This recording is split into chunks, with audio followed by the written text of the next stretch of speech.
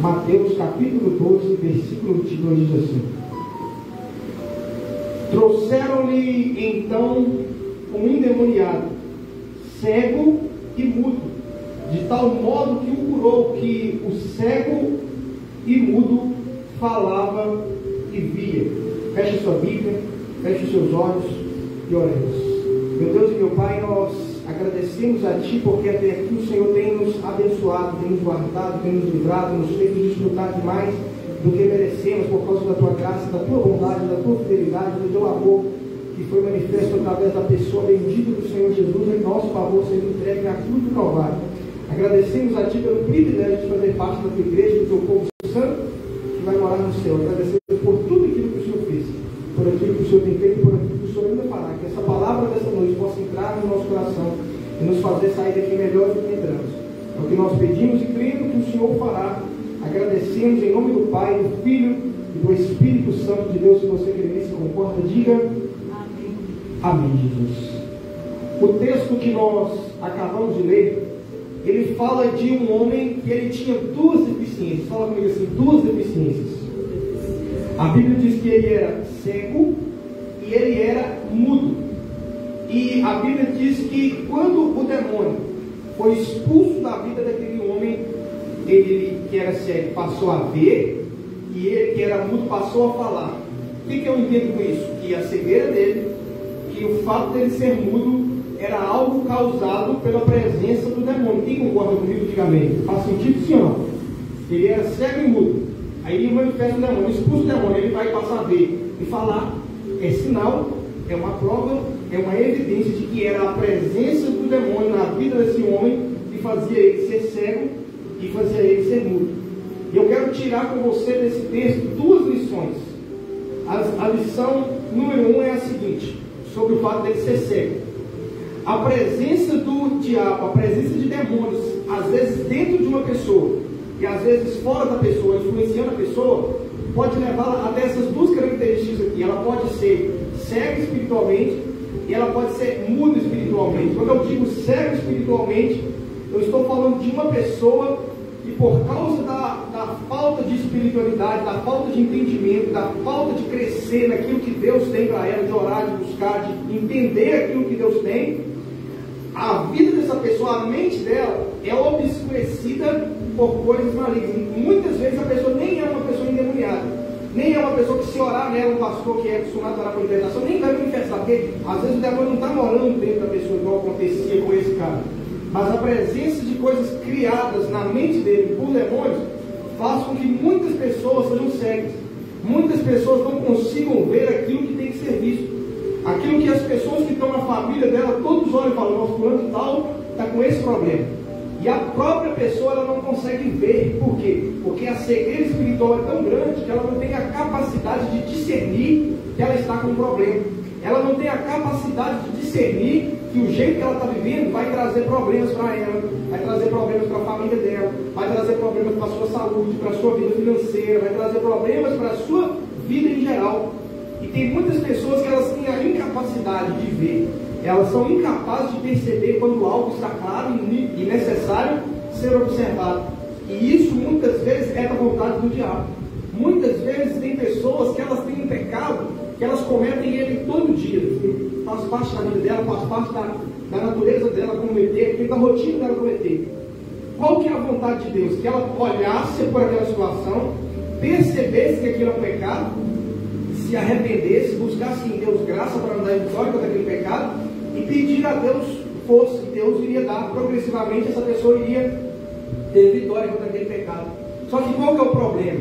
A mente dela está tão obscurecida pelo mal, e esse mal às vezes entra pelo aquilo que ela ouve, por aquilo que ela assiste, pelo tipo de música, pelo tipo de programação da televisão. O diabo vai semeando ali na mente da pessoa, vai semeando ali nos olhos espirituais dela, de maneira que ela fica cega, ela fica como esse homem, por causa de coisas referentes ao mal, ela não pode ver, e então ela não consegue perceber que ela, sendo um filho de Deus, consegue passar 1 hora, 2 horas na frente da televisão assistindo algo que pode ser até ruim para a vida dela, que traz mais cegueira, e ela não consegue passar 15 minutos, 20 minutos lendo a Bíblia, e ela passa um ano fazendo isso e não consegue parar e pensar, peraí, pai, eu sou crente, pai, eu sou filho de Deus, eu tenho o objetivo de herdar o reino de Deus, eu sou grato a Deus por aquilo que Ele fez. Como que eu não estou percebendo que eu estou gastando mal o meu tempo? Como que eu não estou percebendo que eu estou gastando mal as minhas horas? Eu consigo passar 2, 3 horas na frente do celular, fazendo algo ali que às vezes vai me levar a lugar nenhum, e às vezes pode até levar para mal, pode até prejudicar. Como que eu não consigo perceber que esse negócio não é bom para a minha vida? Mas por que a pessoa faz isso? Por causa de uma semeadura maligna. E o diabo, ele semeia na nossa mente através da mídia, através da televisão. Estou dizendo que tudo que passa na televisão é do diabo. Através de certas músicas, através de certas conversações que acontecem no dia a dia. E aquilo vai entrando em você e vai te causando um bloqueio, vai te causando uma cegueira, vai te impedindo de ver aquilo que tem que ser visto, vai te impedindo de discernir aquilo que Deus quer que você sirva. Tem filhos que eles são assim extremamente agressivos, extremamente extremamente, como eu posso dizer, ele fala com os pais de uma maneira assim totalmente fora da lógica, que alguém de fora olha e fala assim: nossa, como que pode uma coisa dessa? Às vezes a criança tem 6 anos, 7 anos e ela não consegue perceber, que ela não tem esse discernimento. E ela fala e não percebe, mas às vezes a pessoa é maior e ela não consegue ter o discernimento de que aquele tom de voz, de que aquele jeito de falar, de que aquelas palavras que foram escolhidas, elas não são as melhores palavras. E muitas vezes é necessário que Deus entre pelo Espírito de Deus, arrancando as escamas dos olhos, para que a pessoa consiga ver que a maneira que ela está conversando com as autoridades, com a maneira que ela está conversando com as pessoas que estão debaixo da sua autoridade. Tem mãe que fala com os filhos de um jeito que já fala lançando uma maldição, já fala decretando: não, assim não vai dar em nada. Ela não consegue ver a doideira que ela está falando desse jeito. Ela não consegue perceber o que ela está falando, com quem ela está falando, e que aquilo é extremamente problemático. Tem pessoas que criam uma picuinha com outra pessoa rapidamente, facilmente, por qualquer coisa. Ela não consegue perceber que não tinha necessidade. E isso é porque a pessoa está cega. Nesse sentido, não estou falando cega de não ver com os olhos, igual estão aqui. Eu estou trazendo aqui para o sentido espiritual. Então, quando você percebe uma pessoa que está sempre se ofendendo com alguém, está sempre criando ali um desgaste: eu estou sem falar com fulano, estou falando uma vez ou outra, estou falando alguém que faz isso de tempos em tempos. Essa pessoa, ela precisa orar. Essa pessoa, se você conhece alguém assim que é próximo a você, você precisa orar pela pessoa, porque às vezes não é que a pessoa é endemoniada, mas às vezes durante a vida inteira foi semeando tantas coisas na mente da pessoa, tanta ofensa, tanta coisa, que a pessoa não consegue perceber que não tinha necessidade de criar uma confusão, não tinha necessidade de ficar sem conversar com fulano, ciclano, porque tem coisas que são necessárias ficar afastado de alguém, porque a pessoa faz mal, mas tem coisas que não são necessárias.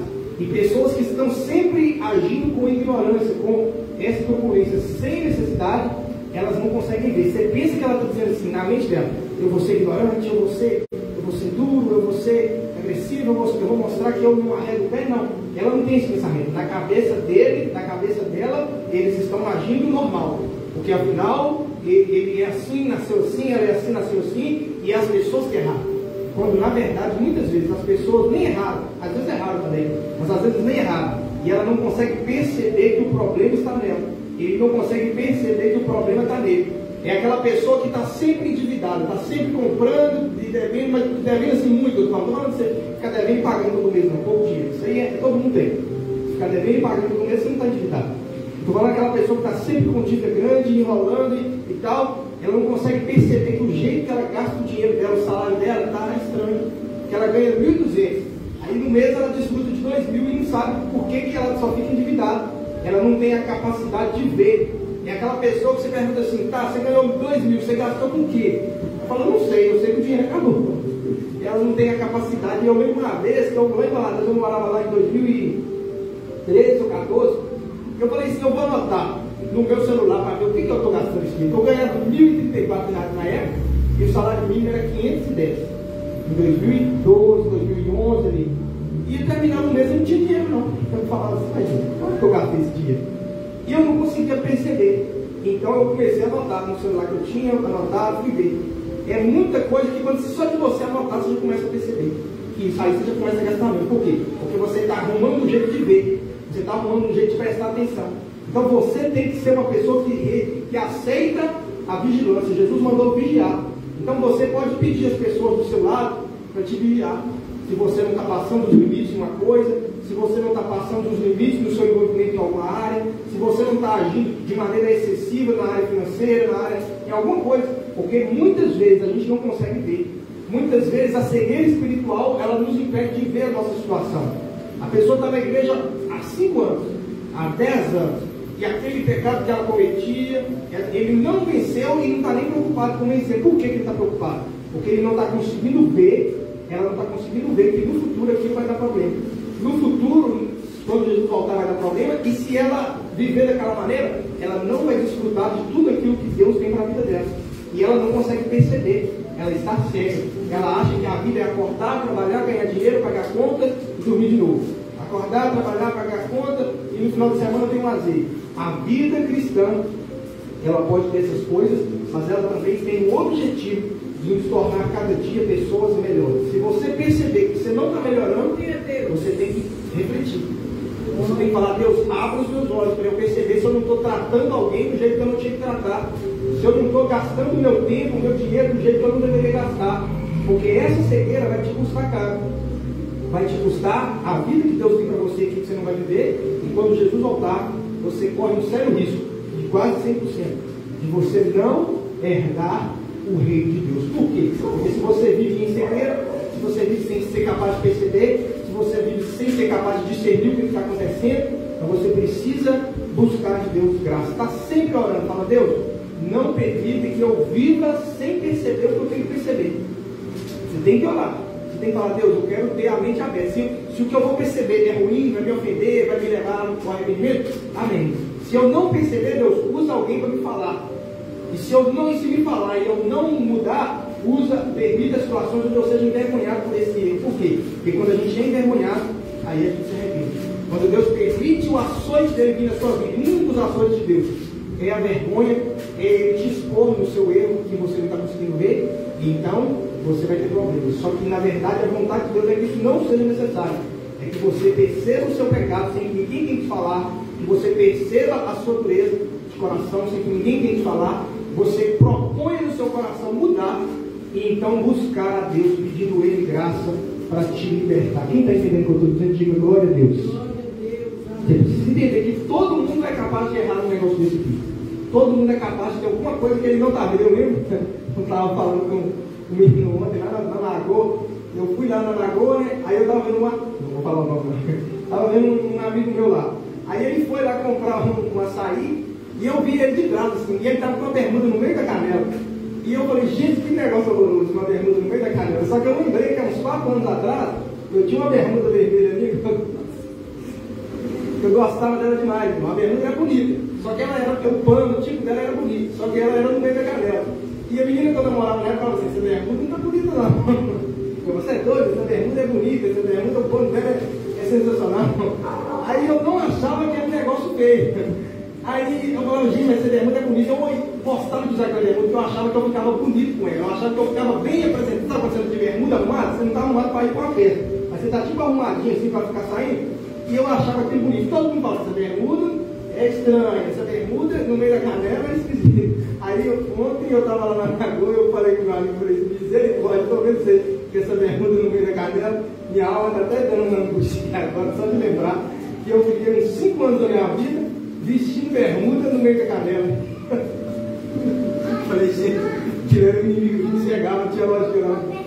É horroroso. Não, você já falou como é que é feito com a bermuda no meio da canela? Eu falei: você está doido? Aí eu vi ele assim de costas, eu falei: desgrama essa, meu Deus. Eu não acredito que eu ia lá namorar com uma bermuda dessa não. E o povo me falava, a Duda me falava, a menina que eu namorava falava: não, mas essa bermuda é bonita, esse pano dela é bonito, eu gosto dela. Ela era tipo esse negócio de americano.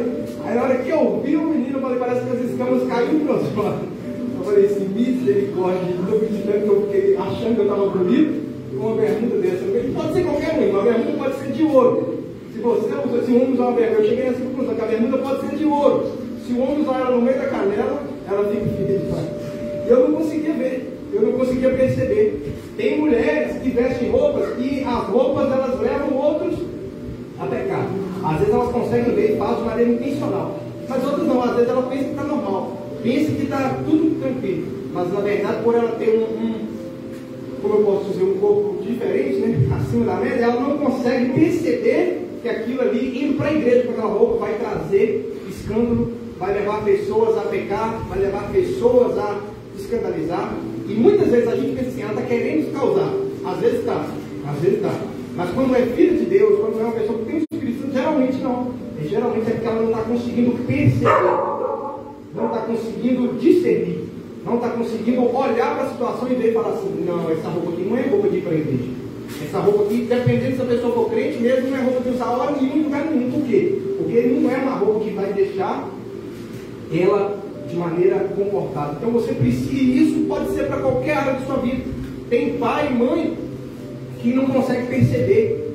Que eu conheço uma pessoa que trabalha lá, que ela, quando bate nos filhos, ela bate igual se estivesse batendo numa pessoa que ela está brigando. Igual, por exemplo, uma mulher briga com a outra porque teve uma confusão e a mulher sem Deus no coração e briga, puxa o cabelo e dá soco e dá murro. A mulher bate no menino de 6 anos, dando soco e murro, puxando o cabelo, igual bateria uma mulher que ela fosse inimiga, sabe?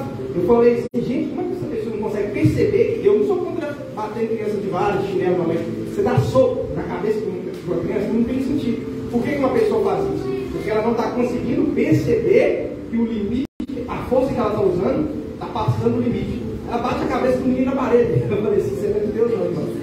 Não, minha irmã, eu acho que aquela ali é muito mora dentro. Tem uns caras que moram e sim moram. Nessa, não vou falar o nome, nessa eu acho que mora. Porque tem condição, você pegar o seu filho de 6 anos e bater a cabeça dele na parede, porque ele não lavou a vasilha, não buscou o que você mandou, não fez um negócio ali que a criança apronta, não tem lógica. Você dá uma varada, uma chinelada, puxando ele, um beliscão, alguma coisa assim, tem base. Por mais que a Bíblia diz e a lei diz que não pode, mas eu fico com a Bíblia. Agora, você bater de soco uma criança de 5 anos, não tem sentido. E tem gente que faz isso e não percebe por quê. Porque o demônio age na mente, fazendo ela pensar assim, não, ele merecia isso, ele esse soco que ele merecia. Era bater a cabeça na parede. Quando na verdade o limite está passando, a pessoa está passando o limite. Tem pessoas que não conseguem ver o erro que estão cometendo. Tem pessoas que não conseguem ver que em quase toda discussão que acontece, é ele que está errado. E muitas vezes até está certo na oposição, mas na maneira que lida com a discussão. Por quê? Porque quer ofender, quer colocar o outro para baixo, quer colocar o outro como pior e ele o melhor. E não consegue ver que toda vez ele nunca aceita admitir que está errado. Porque uma hora uma coisa é você estar certo, e você, às vezes, às vezes outra coisa é você nunca está errado, você nunca erra, você nunca está, todo mundo está sempre contrário a você está certo e você está errado. Isso geralmente é uma pessoa que não consegue ver, porque todo mundo erra. Todo mundo na hora fala assim, não, realmente, você tem razão, eu estava errado, você está certo. Qualquer pessoa na hora pode ter falado um negócio desse. Agora, uma pessoa que nunca abaixa a cabeça, nunca diz que estava errado, é muito provável que ela tenha esse defeito que eu estou falando aqui, esse defeito de não conseguir ver, não conseguir perceber. E isso, acredite, pode ser uma pessoa que tem um demônio dentro dela, precisa de libertação mesmo, ou pode ser que dentro da mente dela tem uma fortaleza que é algo criado pelos demônios. Talvez ela não tenha mais o demônio. Mas o demônio foi e deixou o rastro dele lá. Aí toda vez que tem aquela situação, a pessoa age do mesmo jeito. E o pior, ela não consegue perceber, ela não consegue discernir, ela não consegue notar que ela está errada. Ela não consegue notar que a maneira que ela está se posicionando está errada. Talvez está do lado certo, mas está passando o limite. Talvez está com a razão, mas às vezes usa a palavra errada. Às vezes tem direito de pedir, mas pede de um jeito errado. E não é só fazer o errado, é fazer do jeito errado. E você precisa orar para Deus te mostrar que Deus para Deus te mostrar que você precisa ver os seus defeitos para você melhorar. Por último, e final, não vou falar muito sobre esse aqui não, porque já falei aqui há alguns minutos, mas o segundo ponto é que o homem era mudo. Fala comigo assim, o homem era mudo. O que eu percebo trazendo para esse mesmo sentido aqui da palavra que eu preguei aqui? Tem pessoas que o diabo, alguns ele cega para não ver, outros a pessoa até consegue ver, só que o diabo coloca nele uma intimidação, para ele não ter coragem de falar o que tem que ser falado, para ele não ter coragem de se expressar quando ele tinha que se expressar, para ele não ter coragem de convidar uma pessoa para a igreja quando Deus queria que ele convidasse. Ou seja, ele fica, por causa dessa intimidação do mal, ele fica mudo. Tem pai que vê o menino aprontando assim e não faz nada, porque ele fica com medo de ofender o menino, ele fica com medo de chamar a atenção dos outros, ele fica com medo de alguma coisa. Na mente dele ele pensa que ele não pode chamar a atenção. O menino brinca, o menino xinga, o menino fala palavrão, joga uma coisa, às vezes dá, e o pai fica sem reação assim, de fazer nada. Por quê? Isso é coisa do inimigo, que deixa o pai e a mãe mudo, que deixa ele sem coragem de falar o que tem que ser falado. Tem pessoas que estão sofrendo num lugar, numa situação, e elas não têm coragem de falar com aquele que poderia libertar. Tem pessoas que o patrão está oprimindo elas de uma maneira que talvez o patrão está no primeiro pecado que eu falei lá, que ele não consegue ver que está demais. E a pessoa sofre calada, em vez de falar, patrão, está demais.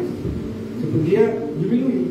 E só falando, muitas vezes a pessoa ia parar. Por quê? Porque ele não estava conseguindo ver, e você falando, ele vai parar. Muitos vão parar, outros não vão. Mas tem muita situação da nossa vida que poderia ser resolvida só pela nossa coragem de falar.